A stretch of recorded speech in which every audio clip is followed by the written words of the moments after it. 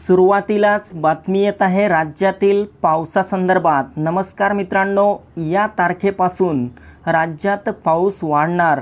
Panjabrao duck यांचा 15 जून ते 30 जूनपर्यंतचा हवामान अंदाज।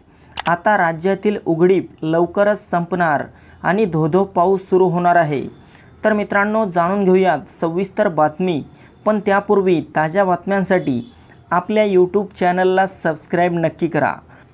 राज्यात मान्सूनचं आगमन झालं आहे, मात्र तरी देखील संपूर्ण महाराष्ट्र अजूनही मान्सूनने व्यापलेला नाही।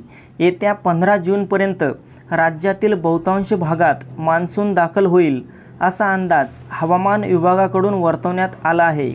सध्या स्थितीमध्ये राज्यातील काही भागांमध्ये पाऊस सुरू आहे, तर काही भागांमध्ये अजूनही पाऊस झालाच नाही।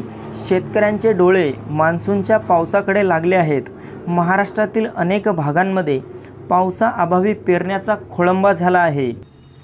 दरम्यान पुढील 15 दिवसांमध्ये पावसाचं प्रमाण कसं असेल, कोणत्या भागांमध्ये पाऊस होईल याचा अंदाज हवामान तज्ज्ञ पंजाबराव डक यांनी वर्तवला आहे। तर मित्रांनो, काय आहे डक यांचा अंदाज? महाराष्ट्रात मान्सून दाखल झाला आहे, परंतु तरी देखील अजूनही अनेक भागांमध्ये पाऊस झालेला नाही आहे। मान्सूनच्या पावसाला ब्रेक लागल्याचं पाहायला मिळत आहे। मात्र 13 जूनपासून पुन्हा एकदा राज्यात पावसाला सुरुवात होणार आहे। 13 जून ते 20 जूनपर्यंत राज्यातील बहुतांश भागात जोरदार पाऊस होण्याची शक्यता आहे, परंतु या पावसाचं प्रमाण हे एक दिवसाआड असं राहील। म्हणजे एक दिवस पाऊस पडेल, दुसऱ्या दिवशी पाऊस पडणार नाही, असं या पावसाचं स्वरूप असेल। हा पाऊस विखुरला जाईल असा अंदाज हवामान अभ्यासक पंजाबराव डक यांनी वर्तवला आहे। तर मित्रांनो, ही महत्त्वपूर्ण माहिती आपल्यासोबतच इतरांना पण शेअर करा।